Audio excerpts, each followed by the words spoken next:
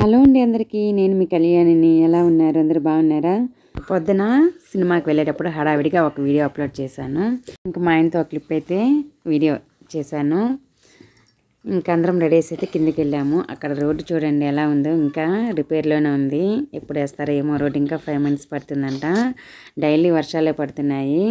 ఇంకా థియేటర్కి అయితే వెళ్ళిపోయాము. వెళ్ళిన దగ్గర నుంచి హర్ష థియేటర్లో కూర్చున్న దగ్గర నుంచి పాప్కార్న్ అడుగుతూనే ఉన్నాడు, తింటూనే ఉన్నాడు సినిమా అయిపోయేంత వరకు ఏదో ఒకటి. ఇంతకే సినిమా ఏంది చెప్పలేదంటారా?